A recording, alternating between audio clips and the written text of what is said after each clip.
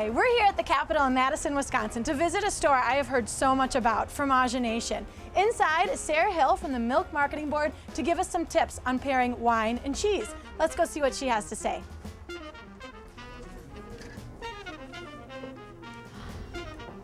Hi, Sarah. Hey, Jessica, how are you? So good to see you. Good to see you as well. So what do we have here? This is Fromagination, which is the most wonderful cheese shop. So proud they're here in Madison.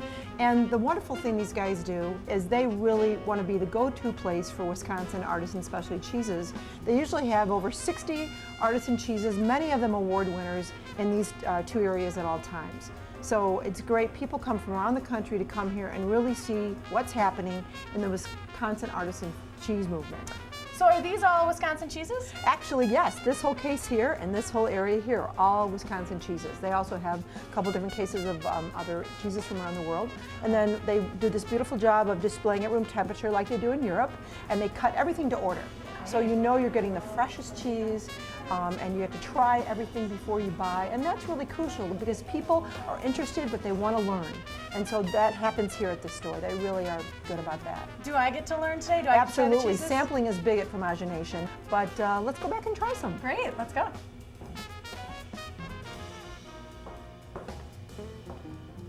So what do we have here? This is all a wonderful selection of Wisconsin artisan cheeses, and Giselle has poured us a little Côte d'Aron to try. Tell me a little bit about what you do. Well, I am the culinary manager of cheese education, which means that I go around the country extolling the virtues of wonderful Wisconsin artisan cheese. Not a bad job. No, it's very fun. We all work at the marketing board for the dairy farmers of Wisconsin. There's over 16,000 dairy farm families, and they have a mandatory checkup. The money goes in for every 100 pounds of milk to give us the money we use to promote Wisconsin cheeses all over the U.S. So what are you going to teach me today? Well, this is a wonderful selection of cheeses, and you can see we've been kind of nibbling away.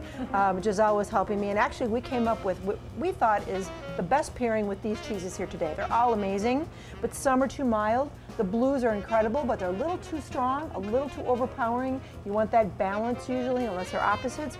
The one that I thought was perfect was the Pleasant Ridge Reserve from Upland's Cheese in Dodgeville, Wisconsin. Great, I'd love to try it. This is actually one of my favorites. Oh, good. So tell me a little bit about this cheese. Pleasant Ridge Reserve from Uplands is pretty much, in my eyes, one of the poster children of Wisconsin artisan cheeses. Mike and Carol Gingrich started making cheese, boy, it was just like 8 or 10 years ago. And in their first 6 years, I think it was the first 4 years, they won Best of Show at American Cheese Society twice. One reason is they're only making one cheese, but they're making it absolutely perfectly.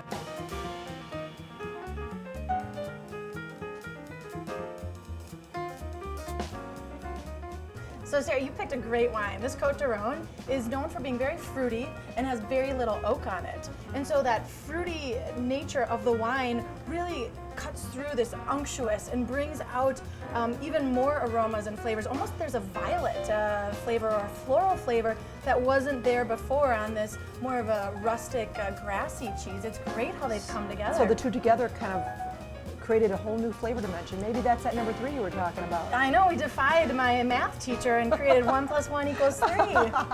For a lot of people out there, pairing wine and cheeses can be a bit intimidating. Do you have any advice for us? Well, one place I can check is cheesecupid.com.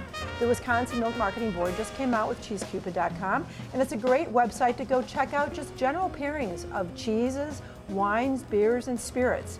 And it's a great place to start, and then you can go from there, because they'll give you general pairings, and then you can experiment after that. But the idea is don't be afraid of it. Just try one at a time. It's a fun way to learn. Definitely. And each cheese doesn't have one mate or one partner. Absolutely not. It's all about what tastes good to you. So not a monogamous crowd. Absolutely not. Who would have known wine and cheese could be so scandalous? It's a fun thing to learn about. Cheers.